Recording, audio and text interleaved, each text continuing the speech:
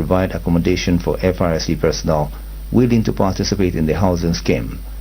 According to Malam Mohammed, the Corps is currently engaging relevant institutions to develop additional housing projects in Bwari and Uruzu, while 50 hectares of land have already been acquired and allocated to staff. The ASO of Karu, Luka Babapanya, commended the FRSC for ensuring the free flow of traffic despite the ongoing road construction in the area. Radio Nigeria, uplifting the people and uniting the nation.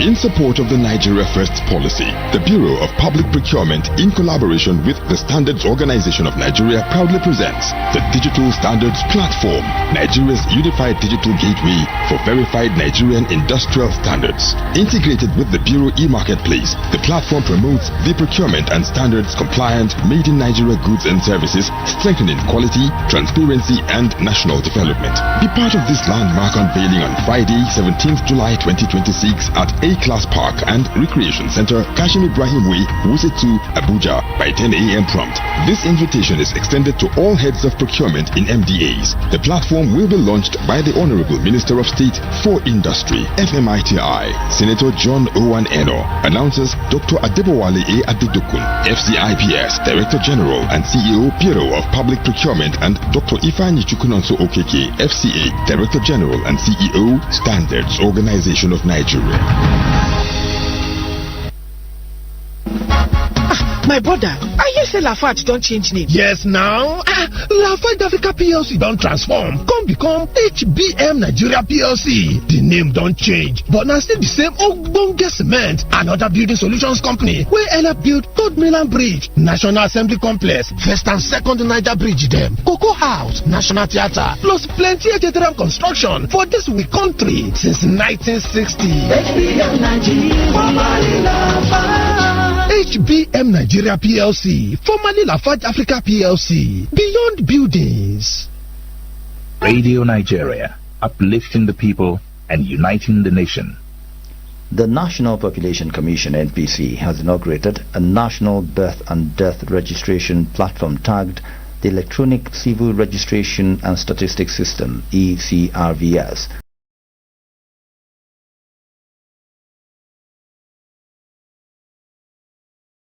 Part of the National Identity Trust System for the country. Correspondent Olayemi Daniel reports. For many decades, registration of births and deaths were within the purview of local government councils in the country. This had left a gap in the harmonization data of the country's population patterns and statistics. But, according to the chairman of the commission, Dr. Aminu Yusuf, the registration of births and deaths in the online registration and the electronic civil registration and vital statistics system, ECRVS, will change the narrative.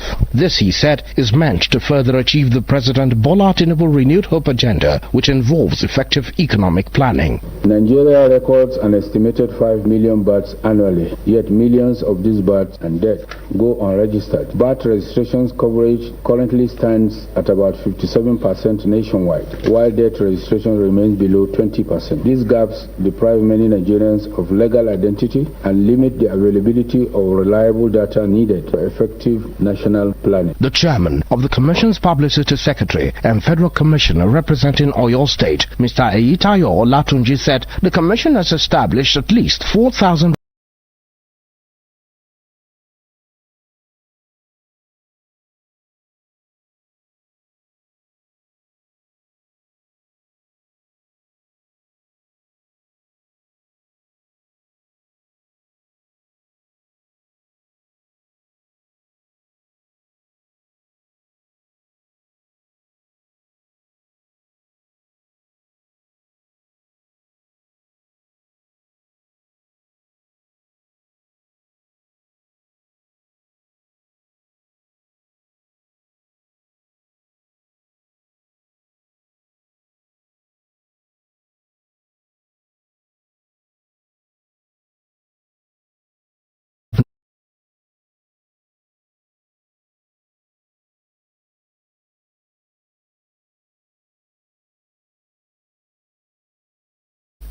Governor of Kano State, Abba Yusuf, says his administration has paid 32 billion naira out of inherited 486 billion naira backlog of retirement gratuities to appreciate the sacrifice of retirees in the state.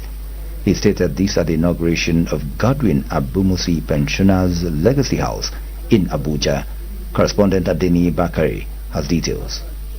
For years, thousands of Kano State pensioners held on to nothing, having dedicated their youthful strength to serve the state. Some of the retired civil servants and the families of those who have passed on were still left stranded due to backlog of unpaid gratuities. At the meeting organized by the Nigeria Union of Pensioners, the governor of Kano State, Abba Yusuf, said 32 billion naira has been paid out of the inherited 48.6 billion naira to cushion the financial hardship experienced by retirees. The welfare of retirees has remained one of the cardinal priorities of our administration in Kano State. Out of the total gratuity liability, 32 billion naira has been settled. The national president of the Nigerian Union of Pensioners, Comrade Godwin Abumisi, commended President Bola Tinubu and the National Pension Commission for paying pension liabilities and accrued backlogs for the civil servants across the country. Our profound gratitude to President Bola Ahmed Tinubu through his sustained approval for payment of pension arrears and accrued rights. Director General National Pension Commission Omolola Oluwurara gave assurance that the commission is working towards transforming retirement from a period of anxiety into a period of dignity for all retirees. Our objective is simple: to ensure financial security of all Nigerians.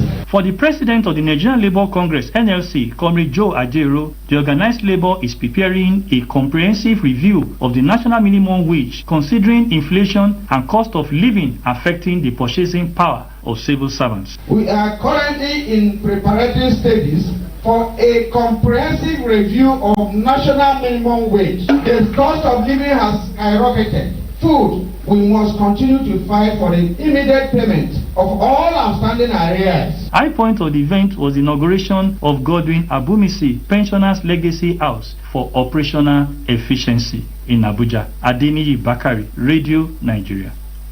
The Court of Appeal in Abuja has validated the guidelines of the Independent National Electoral Commission (INEC) on the conduct of the 2027 general election. In a unanimous judgment today, the Appellate Court voided and set aside the May 20 judgment of the Federal High Court in Abuja, which nullified the guidelines and barred its implementation.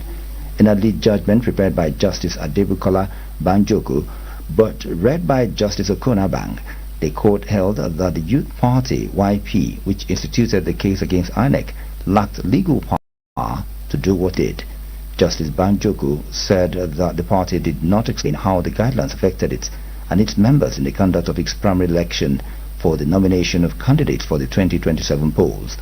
The court also held that the YP failed to establish how the guidelines affected the submission of its nominated candidates to INEC. The three justices unanimously agreed that Justice Muhammad Umar of the Federal High Court, who on May 20 nullified the guidelines on the ground that it violated some provisions of the Electoral Act, did so in gross errors and led to miscarriage of justice. Radio Nigeria, uplifting the people and uniting the nation. The Imo State government has intensified efforts to commence full operations at the Sam Mbakwe International Cargo Airport, with officials confirming that the ongoing runway expansion and cargo terminal project are nearing completion. The airport was among the projects inspected by the media team of the Renewed Hope Ambassadors in Imo State, comprising members of the Presidential Communication Team and over 40 senior journalists who are in Imo State in continuation of the national media tour of the Renewed Hope Ambassadors. Our correspondent Maureen Eke reports. Other projects toured by the journalists and the presidential media aides are the 56-kilometer Okigwe Owerri Road, the 36-kilometer Owerri Obowo Omaha Road, the upgraded Federal Medical Center Owerri to Federal University Teaching Hospital, and the Avanikoku College of Education upgraded to a university. At the Sam Mbakwe International Cargo Airport, the journalists observed ongoing work, including expansion of the runway and reconstruction of the cargo section. The airport manager, Dr. Nkechi Ihekwa, told the journalists that the administration of Governor Hope Uzodinma is extending the runway to meet international aviation standards. Our runway used to be 2,700 meters, but the governor is extending it by 500 meters so that we can accommodate any type of wide-bodied aircraft, and so that we can get the required sweep for the runway, because every runway is supposed to have at least 150 meters from the center of. According to the airport manager, the completion of the runway extension remains one of the final requirements for the commencement of full cargo operations at the airport, a development expected to strengthen Imo State's position as a regional hub for trade, export, and logistics. The Imo State Commissioner for Information and Strategy, Mr. Declan Emelumba, also noted that the cargo airport would significantly transform the state's economy by improving trade and reducing the cost of doing business. While inspecting other projects, Mr. Emelumba described the upgrade of the Abanikoku College of Education to Abanikoku Federal University of Education as a landmark achievement that has brought increased educational opportunities, employment, and development to Imo State. The Commissioner highlighted the reconstruction of the Okigwe-Owerri Road and the strategic 36-kilometer Owerri-Obowo-Umuahia Federal Road as major infrastructure achievements of Governor Hope Uzodinma's administration. The international cargo airport is supposed to assess exports to go out and make sure that they meet the standard quality. So this will be a big relief. Most of our businessmen use faraway ports to bring in their goods here, and that will have a multiplier effect in terms of employment, in terms of the economy. That means costs will go down. Senior Special Assistant to the President on Media and Special Duties, Mr. Tunde Rahman, stressed that the projects inspected demonstrate the benefits of cooperation between the federal and state governments. He commended Governor Hope Uzodinma for complementing federal initiatives in the state. Some of the interventions that you have seen, the Okigwe International Cargo Airport and this road that we just passed, is being done by Imo State government under the Renewed Hope initiative to support the government. The national media tour of the Renewed Hope Ambassadors is an initiative of Governor Hope Uzodinma with the primary aim of providing Nigerians with first-hand information on the implementation of legacy federal and state infrastructure projects across the country. From Owerri, Imo State, Maureen Eke, Radio Nigeria.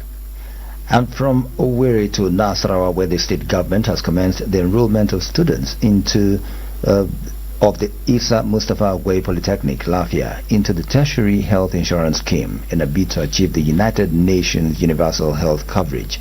At the inauguration of the scheme in Lafia, the rector, Associate Professor Nuruddin Maifata, charged all students to enroll in the scheme considering its benefits. Correspondent Kalu Idika has details of the report.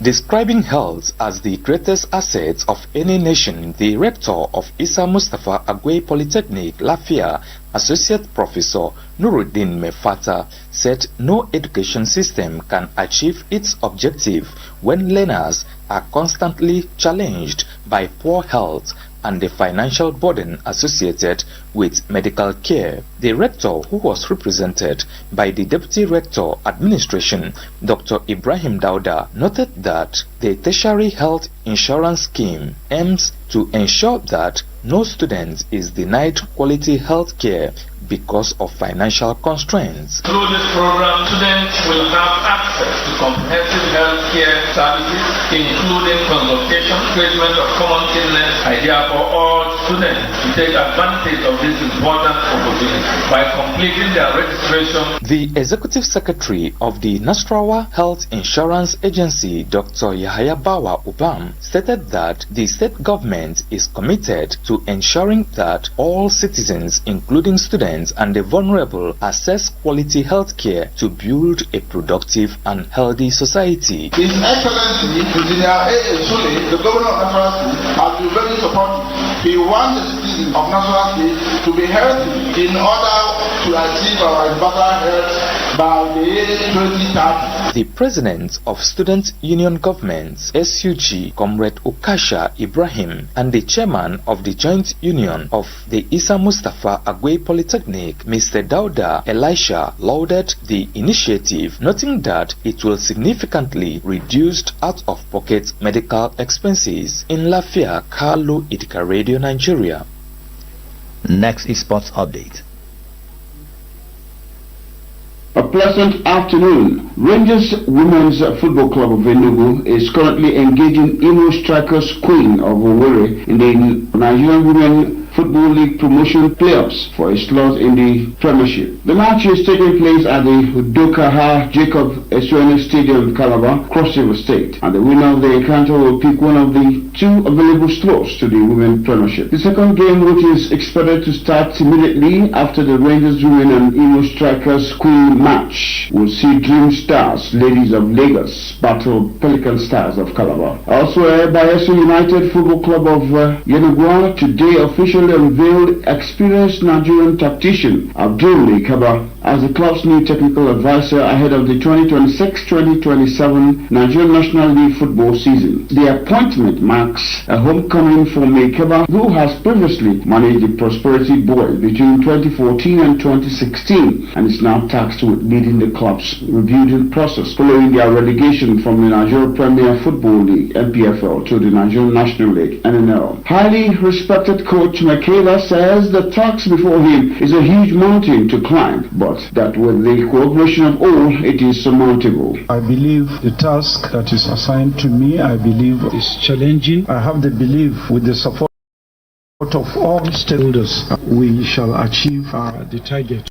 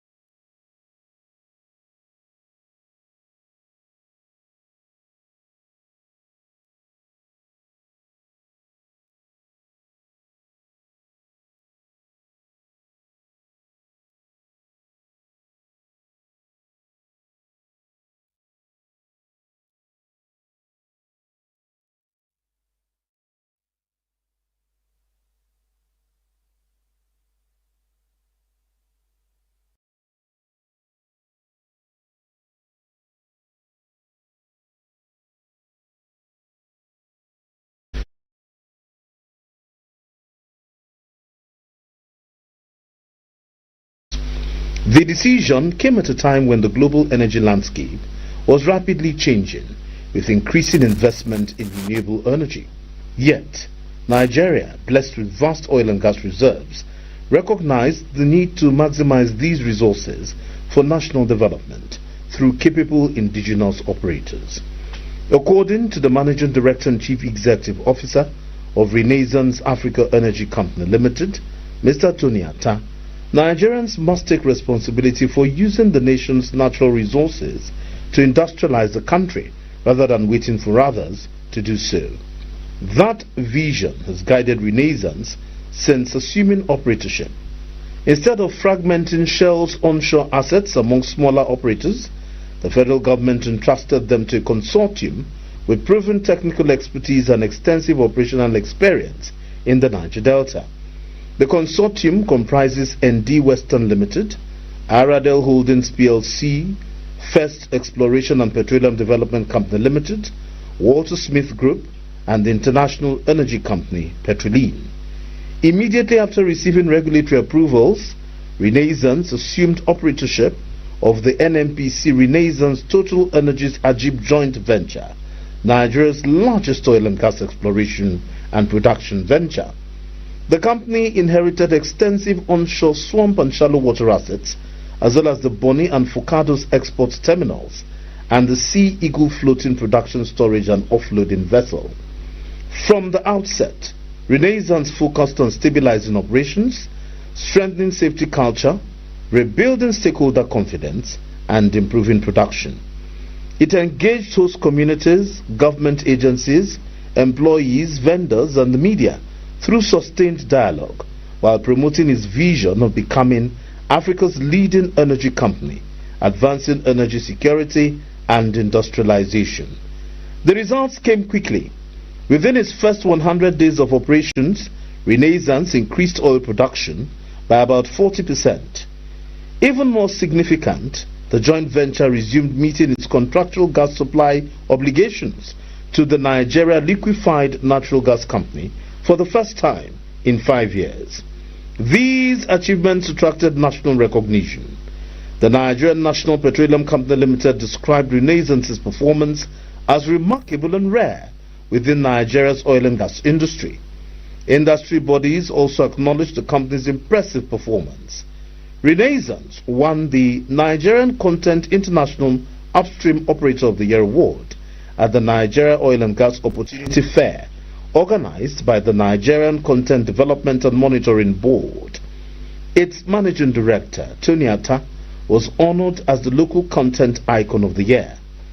The company also excelled at the Society of Petroleum Engineers Nigeria Annual International Conference and Exhibition, winning several corporate and technical awards, while members of its leadership received prestigious honors from the Nigerian Mining and Geosciences Society.